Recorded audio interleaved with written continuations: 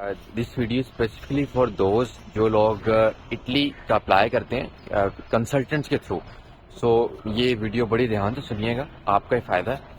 پہلی بات یہ ہے کہ کنسلٹنٹس کا یہ ایک ٹریپ ہے کہ آپ کو ایڈمیشن مل جائے گا, آپ کو فلی فنڈیڈ اسکالرشپ مل جائے گی, کیونکہ وہاں پہ ریجنل بیسڈ اسکالرشپ ملنے کے بہت زیادہ چانسز ہوتے ہیں. اور میں ان دونوں باتوں سے ایگری کرتا ہوں کہ ایڈمیشن کے چانسز بہت زیادہ ہوتے ہیں اور ایون اسکالرشپ بھی مل جاتی ہے کیونکہ وی آر فرام غریب ملک. تو بٹ مسئلہ کہاں آتا ہے؟ مسئلہ یہ آتا ہے جب آپ اپائنٹمنٹ کے لیے اپلائی کرتے ہو, جب آپ اپنے ویزا ڈاکومنٹس تیار کرتے ہو, جب آپ کا ویزا ریجیکشن اور ایکسیپٹنس والا معاملہ آتا ہے, اور سب سے امپورٹنٹ جو آپ نے فائنینشیل ڈاکومنٹس تیار کرنے ہوتے ہیں. تو یہ 3-4 چیزیں ہیں جو جہاں پہ اصل مسئلہ آتا ہے. تو آپ کنسلٹنٹ کے ساتھ ایگریمنٹ کیا کرتے ہو کہ ایگریمنٹ یہ ہوتا ہے کہ ہم 500 یورو دیں گے ایڈمیشن کے بعد, 500 یورو دیں گے اپائنٹمنٹ کے بعد, اور کوئی 200 یورو دیں گے ویزا کے بعد. اب ہوتا کیا ہے کہ آپ کا ایڈمیشن آ جاتا ہے, آپ ان کو دے دیتے ہو 500 یورو یا $500 جو بھی. تو 500 یورو کا مطلب ہے کہ 1.5 لاکھ آپ نے ایڈمیشن کے بعد دے دیا, اور ایڈمیشن تو آپ کا آ جانا ہے, وہ 500 آپ کے چلے گئے.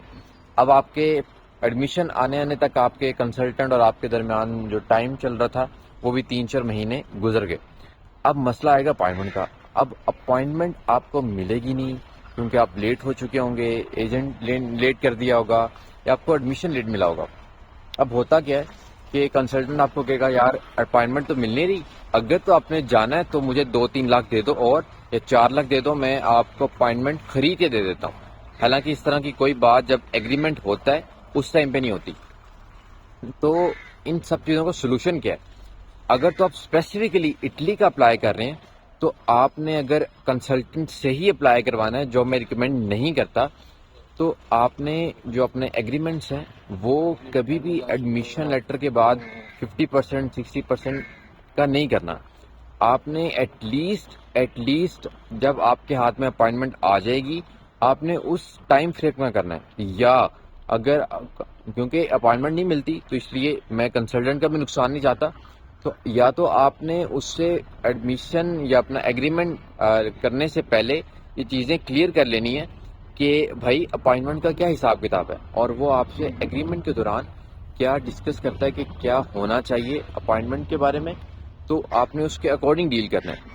کیونکہ یہ نہ ہو کہ آپ ایڈمیشن لیٹر لے کے بیٹھے ہو اور اس کے بعد نہ آپ کے پاس اپائنٹمنٹ ہو, نہ ویزا ہو, نہ فائنینشیل ڈاکومنٹس تیار ہوں, اور ایجنٹ کی پاکٹ میں 500 یوروز ہوں.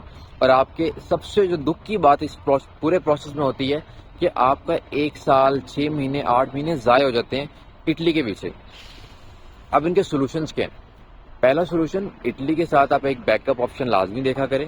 ان کیس آپ کو اپائنٹمنٹ کا مسئلہ آتا ہے یا آپ کو ویزے کا مسئلہ آتا ہے تو آپ یہ نہ ہو کہ پوائنٹ 0 پہ دوبارہ آ جائیں. دوسرا, آپ نے ایگریمنٹ بہت دھیان سے کرنا ہے. اگر تو آپ کنسلٹنٹ کے تھرو کر رہے ہیں تو یہ نہ ہو کہ آپ کے اپائنٹمنٹ آئے نہ اور آپ وہ جو 1.5 لاکھ ایڈمیشن لے کے گھر بیٹھے ہوں پاکستانی, تو وہ آپ کا بہت نقصان ہے.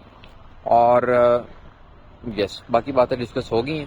سو ہوپ سو یہ ویڈیو کنسلٹنٹس کے اگینسٹ نہیں ہے, یہ ویڈیو آپ کی اویئرنیس کے لیے ہے کہ آپ نے کس طرح سے چیزوں کو دیکھ کے کرنا ہے. کیونکہ یہ ایک بہت بڑا ٹریپ مجھے لگتا ہے, کیونکہ میں نے لاسٹ ایئر بہت کیسز دیکھے ہیں کہ بچوں نے اپنے اٹلی کے کیسز دیے ہوئے تھے اور وہ نہ اپائنٹمنٹ ہے نہ ویزا ہے اور وہ وہیں اسٹک ہیں, اور وہ اپنے 1.5-2 لاکھ دے کے بیٹھے ہوئے ہیں, اور بعد میں کنسلٹنٹس کہہ رہے ہیں کہ چلو یار یہاں نہیں ہوا تو ہم آپ کو کسی اور کنٹری کروا دیتے ہیں. حالانکہ ان کو پتا ہوتا ہے کہ یار اپائنٹمنٹ کے بہت شدید مسئلے ہیں.